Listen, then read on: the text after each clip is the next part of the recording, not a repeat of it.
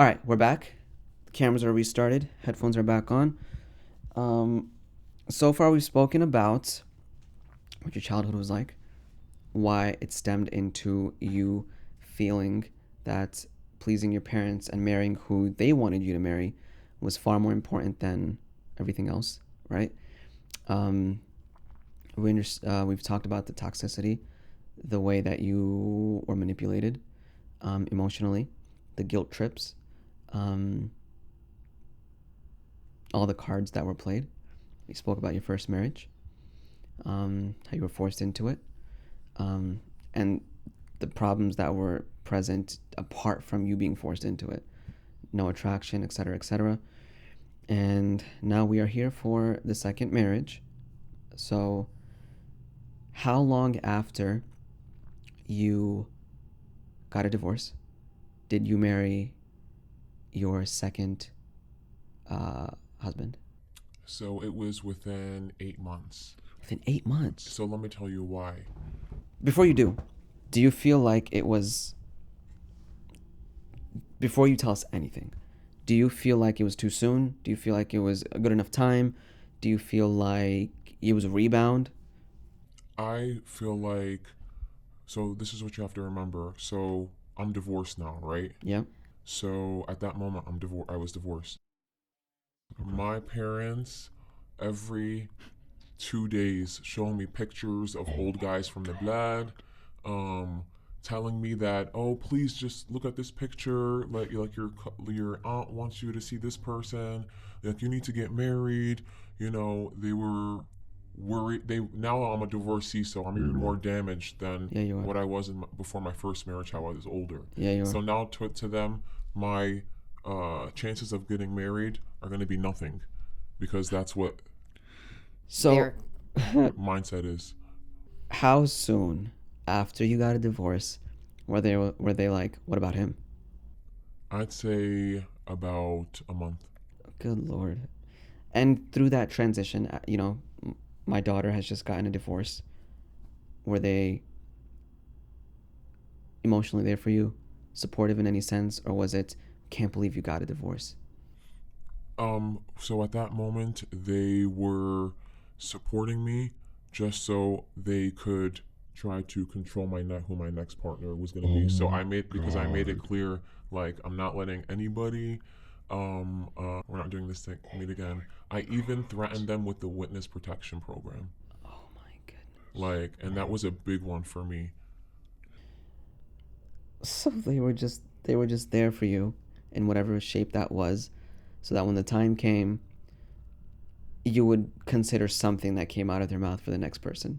Exactly. Wow. I didn't see that coming. I saw the whole, you know, there being okay. Hold on, before I say this, there was obviously from their perspective, right? This is what I saw coming. I was like, they're like, as you said, damaged goods, and that's this horrible, disgusting stigma that evolves around people who get divorced. It's so horrible, and it's absolutely wrong, and it's against the sunnah of the Prophet sallallahu alaihi wasallam. All right, they obviously thought that. Did you think this at all? Did you ever think less of yourself, where you're like, I'm a divorced woman now, I just gotta marry whoever comes my way? Did you have this at all? Absolutely, absolutely. But I knew how miserable I was in my first marriage, and I didn't want to have that feeling again. Good. Okay. So even though you had the deep down, It's in the back of your head. Yeah. It's in the back of your head. They plant those seeds, and even if you don't really process it, it's still in the back of your head. and you're like 25 at this point, So exactly. throughout your life, you've never been uplifted. You've never been made to, you've never felt secure Basically, every decision was made for me. for you. So I didn't even know who I was as a person. Yeah. And you're an adult. Like, I know. at 25, like, you have somewhat sort of understanding, like, who you are, what you stand for, what you want, you know? So did you struggle with that at all? In the sense, everything was what everyone else wanted. Did you know what you wanted? Did you know what you wanted in a man? Did you know what? Well, what I learned from my first marriage, like what I wanted in a man and what I didn't want. And I really wanted, to be attracted to him. Okay. So, and obviously all the like everything else, but I just wanted that passion because that's what I feel like Were you at all like, I want somebody younger, I want someone who's my age, I want, you know? I mean, all those thoughts went through my head, but I just wanted to feel loved. I like my whole life. I just want to feel loved because I never ever felt that, and that's what I just always wanted. So, a month after, maybe a month, right? Worst case scenario, or best case scenario, I mean, they were like already showing you potentials, right? And one thing I did want to say that you guys have to understand. So when I divorced my first ex, I actually fought to stay in the state I was in Mm-hmm. and not go back to the state where my parents were in. So you wanted to be away from them. Yeah, because I know I couldn't be in that kind of toxic environment. Did you have a life there? You were working? Yeah, I was already working. Okay. So I fought really hard. They gave me hell, but that's when I threatened them with the witness protection program, and they would fly in to come see me, but it was definitely going through hell just to get that because they were saying it's haram for a girl to live alone and all this stuff. But I needed time to heal, and I needed time to just find out who I was Mm-hmm. because I did not know who I was. Did you have a support system, friends?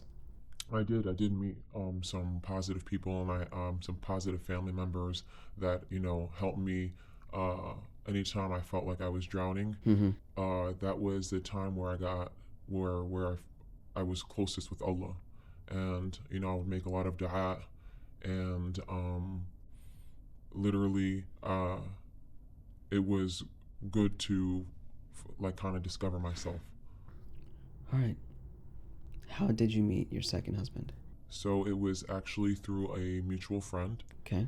And we definitely, when we sat down with each other the first time, we clicked right away. I was attracted to him. I knew, like, right away, I knew I was attracted to him. And, we sat down, we clicked. He basically told me every single thing a girl would want to hear. Like, he straight gaslighted me. Okay. Such as? Such as, you're gonna live the best life, we're gonna do this, we're gonna do that, we're gonna, we're gonna go on the best honeymoon. Mm. I'm gonna buy you, a house right away. We're not gonna live with my parents. We're gonna have our own house. Mm-hmm. You're beautiful. You're this. You're that. Really making me feel special. Okay. What was the age difference? About like 2 years. All right. So you got somebody that's relatively your age. That's a difference right there. And you had everything. You thought you had everything that you wanted in this man. He definitely portrayed himself to be someone he wasn't. You guys clicked at that time. Exactly. Yeah. How soon after meeting him did you get married? So within 3 weeks. After meeting him. Exactly. And it's funny you asked that because after I divorced my first ex, I told myself the next marriage is going to be like, a long engagement. I had to make sure this guy was perfect because it would be my second marriage. So you, after 3 weeks, you're like, yeah, I know him enough. I know him. Yeah. No, I was like, I'm in love with him. We click. He's everything I want in a man. And you felt comfortable. I felt so comfortable. Wow. 3 weeks later.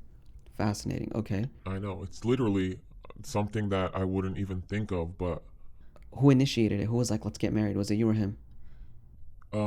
It was him, but and I went along with it obviously because at that time I thought, oh my God, this is my true love, this is my savior. Still I did get time to discover myself after my first divorce. Yep. But it was only around 8 months. So he was there with you. It's like you're the girl of my dreams. And I wasn't his first marriage either. Like he had a previous marriage before that. Gotcha. How long had it been since his divorce before he met you? About 5 years. Oh wow, that's a gap. Okay. All right. Cool. So you guys got married? Were you happy? In the beginning, I was. Marriage. Yeah. Your parents. Yep. The only thing that I wasn't happy about was living with in-laws.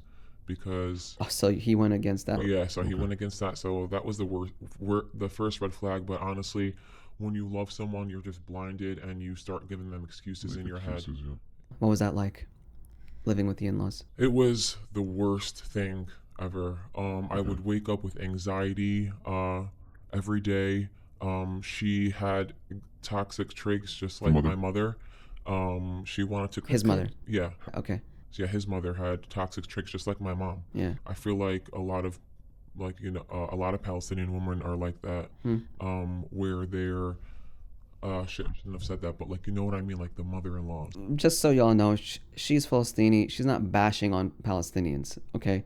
It's just very general cultural trait, right? It exists in your culture. Yeah, It exists very in much mine. so. They just want to wear the pants. They want Yeah. to control. A lot of them been through miserable marriages themselves, so they want to project that misery. And with her, she was definitely like that, and she didn't like me sitting next to my husband. She didn't. She controlled. She didn't want me to have friends. She wanted me to just go out with her daughters. They didn't want me to work. Okay. You know, things like that. I felt like I was her slave, honestly, and I felt like I was pleased. Like I had to please more than my husband at the time. She Please never her more. appreciated you. Not at all. What about the father? His father? Father was a little bit more passive, Okay. but still traditional, and you know, he would constantly disrespect his own wife in front of me, like my ex-mother-in-law. Yeah. So like he was just one of those. What did your husband have to say about this at the time? Or did he just let it all happen? I would like always tell him, like, you know, look what your mom's doing. I would never want to separate a son and a mother, but I was being disrespected and I felt like I needed to speak up. And I was contemplating even saying anything to him because I didn't want him to think like, oh, I want him to hate his mom or anything like that, or separate them. But I had to stand up for myself because it was getting really bad. What was his response? I'm going to talk to her. But at the end of the day, he would please her before he would please me. And It's a very difficult place to be in. his relationship with her was just like me and my mom. Like he was also trying to please her. Okay. She would put him down. Anytime he showed me any kind of love and affection, she would call him a sissy. Yeah, she would tell him he's not a man. Wow. Right in front of me, you know? By the way, men, if you're whatever man is listening, that is not against manliness to show your wife love and affection in front of your parents. I know there's like this cultural thing where it's just like, don't do that in front of my parents, right? I mean, like, to be sweet, to be affectionate, especially when your parents may not have been sweet towards each other. You growing up, men, it does not take away from your manhood to display those traits in front of your parents. Just to throw that out there, okay? And that is another reason why people do say, get your own place. You know, it depends on obviously what the in-laws are like. It depends on what the parents are like. Yeah. And to some degree, people are normal, okay? Like, not everyone's like that. And I know there's people who are much worse than that as well, right? Because it does put the man in this awkward position, especially if the parents are like that, where it's like, mother first, wife first. Like, Yeah. And Like she would even tell him, like, do you love your mom or do you love your wife? Bro. One time, they had an argument, and she was literally telling him, why aren't you yelling at your wife, like right in front of me? and see, parents start butting into problems that should be between you and your spouse. On top of that, it's like, if a man is not man enough to put his foot down, that discussion should never take place in a man's head, mother or wife first. We need to be able to put our foot down towards what's right and do so respectfully. But all that becomes very difficult when you have all these factors. So I understand the position he was in. Not saying he was right or he was wrong, but it's just a sucky place to be in general. And so that was okay. Did he have siblings? Were you tight with them? He did have siblings, and honestly, I treated them as if I, Excuse the slang. When I say were you tight with them, I mean, were you close? I know you know what I mean. Yeah. I mean, for those of you who don't understand the slang, were you close with them? Did you guys have a bond? Did you have a connection, relationship, friendship? To be honest, I was close with all of them. Like, I really looked at them as my sisters. Okay. All All right. The only time where I felt any negativity from them is if I didn't do something my mother-in-law wanted me to do, and she would control her daughters because they were afraid of her too, and I would notice negativity from them, like them giving me the cold soldier just so I could succumb to what they wanted me to do, and I would just feel a lot of pressure on myself, and it just made me realize a lot of things. So the tension was more so from his parents, Yeah. not really siblings. In this marriage, my parents did not get involved. Okay. To them, I think as long as I was married, as long as I was married, they didn't care. How long did you stay with his parents? So he promised me, we were gonna live alone the first month. I stayed living with his parents for about 7 years. Oh my God. Bruh. So, let me go back a little. He told you before marriage that y'all were going to have your own place. Yeah. You're in love with him. You made the excuses. Yeah, in this marriage, I was definitely more intimate with him. Okay. And I feel like that also was confusing me Okay. because What do you mean? like, he was like, I was physically abused in this marriage. I was emotionally abused by him, and even financially abused by him. We'll touch on that. Okay. Yeah. How big of a deal was it for you that you were living with his parents? It was really bad because they were toxic. Initially, you didn't know that. Yeah. Initially, I was like, okay, Initially, I you love know this that. person. Yeah. As long as I got the guy of my dreams, we're fine. We'll make it work. Problem started after you saw what they were like. The Problem started literally the day we came back from, the hotel, from the night of the marriage. is one. His mother said something because she didn't receive a phone call while we're in the hotel. She wanted to know why I didn't call her. What were they like towards you before you married him? They acted normal. Okay. I noticed she was controlling because she wanted to choose what dress I was wearing, the jewelry that I got, and I just was down because in my mind I had, the guy of my dreams, like my savior. How long after getting married did he start abusing you? So you said he physically abused you, emotionally and financially. Physical, which one came first? I'm assuming the emotional. So yeah, the emotional definitely came first. Like I said, I feel that he was a narcissist. He definitely gaslighted me, love bombed me, made me feel love. And then as soon as I didn't want to do something that he wanted to do, or when I noticed he was controlling, or if I noticed, him cheating on me, because that was literally within 3 months, I thought I was in a perfect marriage from my standpoint, like him and I standpoint. Even though I was in a toxic environment, I thought I had the best guy. Then that's when I find out he's cheating on me with multiple women. And at that time, I was also pregnant, which I didn't know that I was gonna get pregnant so fast, but I got pregnant. All right, let's go back a little.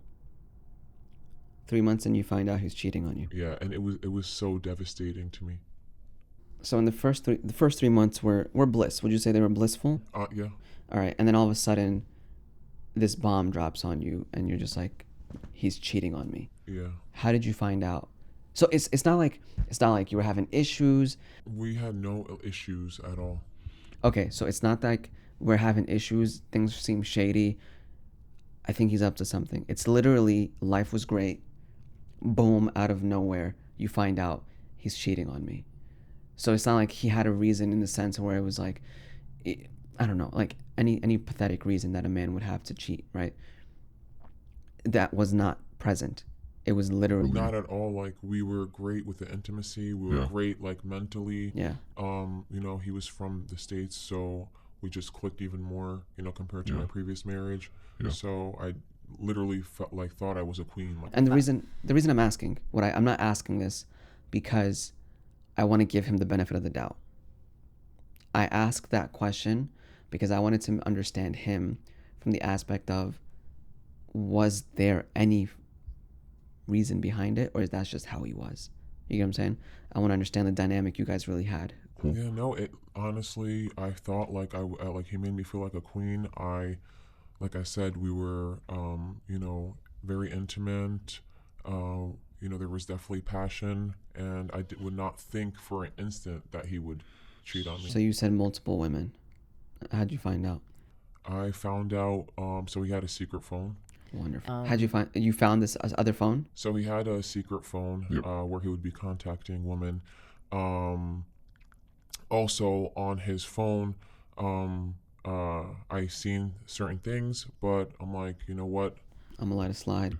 No, not even I'm gonna let it slide. Like maybe I seen a number that was constantly calling him On his real phone? on his real phone. Okay. Yeah. So then I noticed that he was taking long in the bathroom when I was telling him that his dinner was ready, and he said, "Yeah." He's like, "I'm coming." But anyway, I opened up his phone. He was sleeping, and I called the number, and it was actually a lady, and she told me that and I was very like, I was like, "Hey, listen, I just want to let you know, um, I'm married to this guy. Like, what's going on?" And she was actually understanding. She's like, "Listen, you need to run because this guy said he's not married. I met him on a sex website. Here are our convos." She sent me screenshots of their convos. While I was knocking on the door, he was sending this chick selfies. Hold on. Mind you, this chick was like in her late 50s. I know. I was just so confused. And he's like 27, 28. At the time, yeah, he was like that. Hold on. She told me, she was like, "Listen, he told me he wasn't married. He told me he, doesn't have kids. He wanted to meet up with me. While you're pregnant. Yeah, he wanted to meet up with me. He wanted to have sex with me. We planned to have sex. And she sent me the screenshots, and it just was a bomb on me. I felt like I was paralyzed. It was not a good feeling because it was like my whole world crashed right in front of my face. I felt broken. This gave me a headache. 2 questions. Number 1. Actually, 1 question. Here you are. You've known this man for 4 months, actually. You've known him for 4 months. You married him in those 4 months. You're pregnant with this child in 4 months. You're happy. You feel beautiful. You feel uplifted. You feel secure. You feel like you found the man that you've been looking for. And then all that goes to crap. Literally right in front of my eyes. I felt like nothing. What happened after? So, after I confronted him, well, what I did was I let my parents know. So you didn't even tell. He doesn't even know that you know. At the time? Yeah? Yeah, no. So you had this conversation with the lady. Yeah. And you tell your parents. Yeah, I told my parents. Oh, and he doesn't even know yet. He doesn't even know yet. Okay. So then they were actually disgusted. And so his mistress at the time, or whatever you want to call it, told me that she found him on sex websites. And when I put in the name she gave me, he was on at least 20 sex websites. It wasn't his name. That even hurt me even more because he was on multiple accounts, and you can see the comments on these accounts. And he was, telling people that he wants a mistress. My God, bro. He's into the world of sex on those kind of websites, like So there was no indication of this. Not at Before you all. met So him. that's why I was blind. That's why I felt like I was blindsided. People in your circle, the way you came about him, they didn't know this about him either. No. Wow. So there was just no indication, no nothing like this man has this towards him, this side of him. Exactly. Okay. So you find out, you tell your parents, you dig a little, you find more. Yeah. Then what happens? Then my father called him on the secret cell phone, Oh no. Okay. and I was on the line, and he answered, and my dad was like, "What are you doing? Like, what are you doing? Why do you have this phone?" And then he hung up on my dad. Where were you? I was in my room in his house downstairs. He was at work. Okay. Later that day, I took a cab. I packed what I could, and mind you, I was pregnant, and I went to my good friend's house. He still doesn't know you know. No, he remember when my dad called him and he hung up on my dad? But up until that point, he didn't know you knew. Exactly.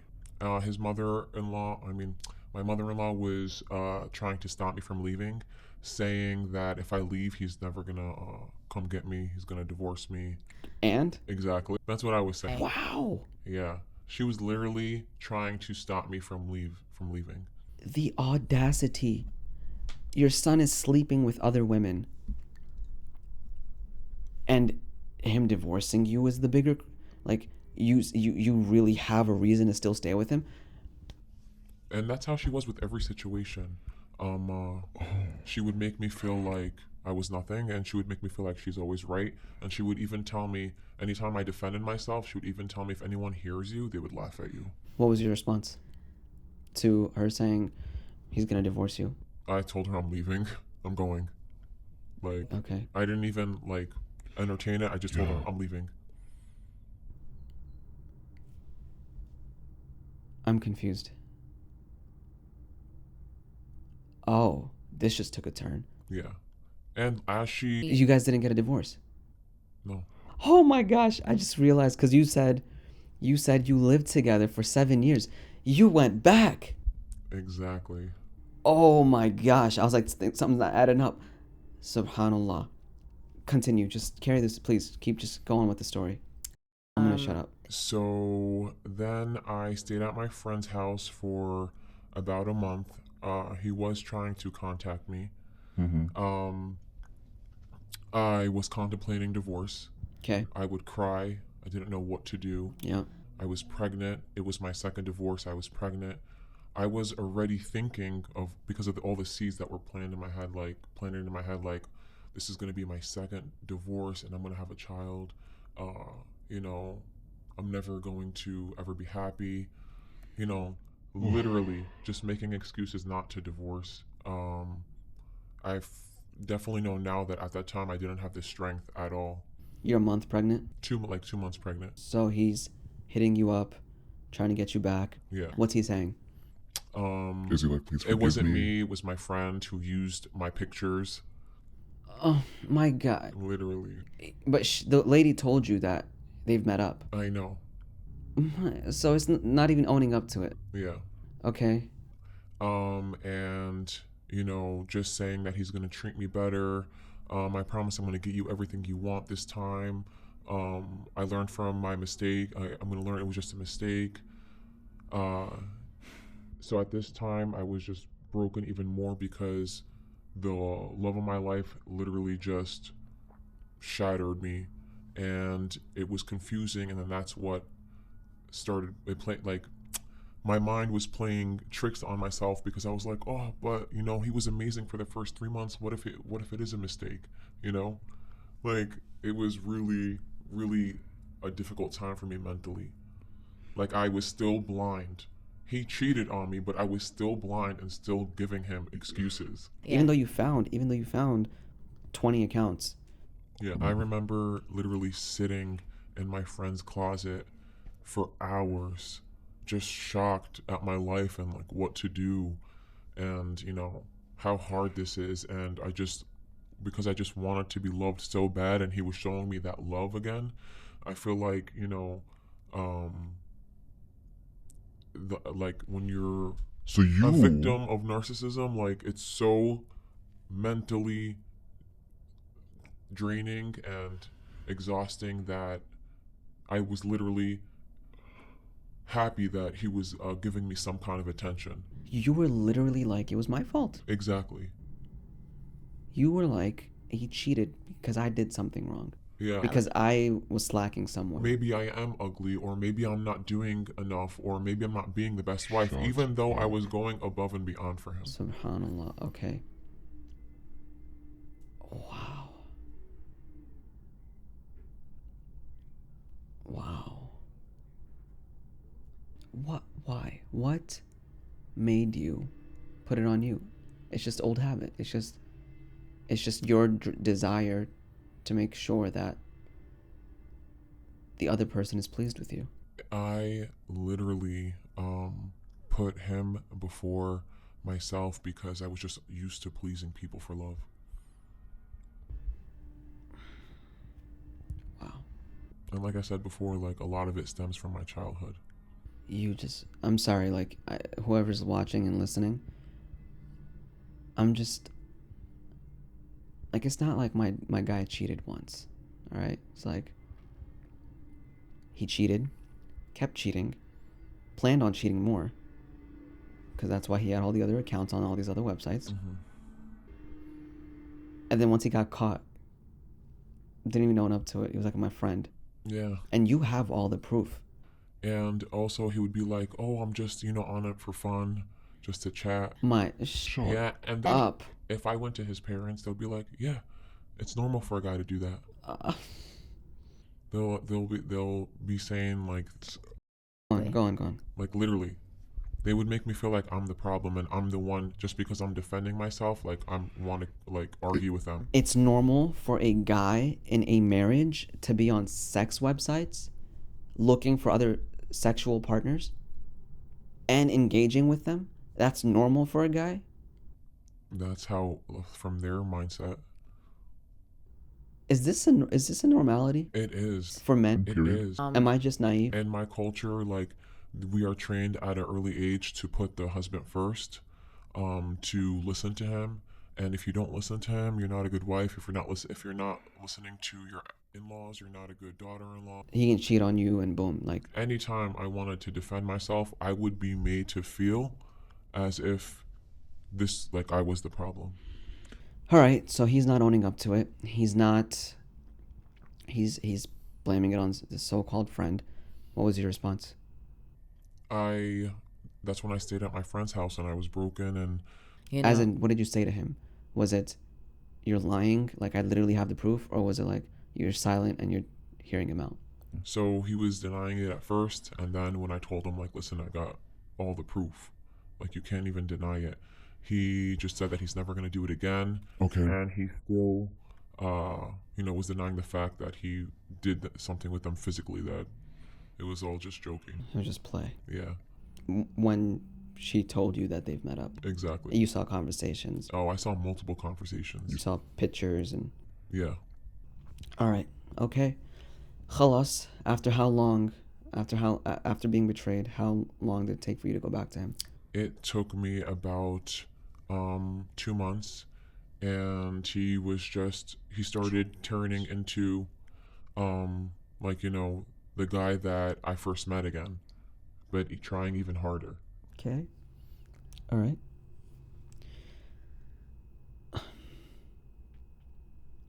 And you went back because was it just the fact that you had put everything on yourself, or was there more? There was more, also because, it was my second marriage and I was pregnant. That played a factor too. And, just off of like who he portrayed himself to be in the beginning, I feel like that messed me up mentally. All right. And just my personality, I was like, maybe I'm not being a good wife because I'm not giving him a second chance. Everybody deserves a second chance. So that played a factor as well. All right. 2 months later, you bet. Oh my God.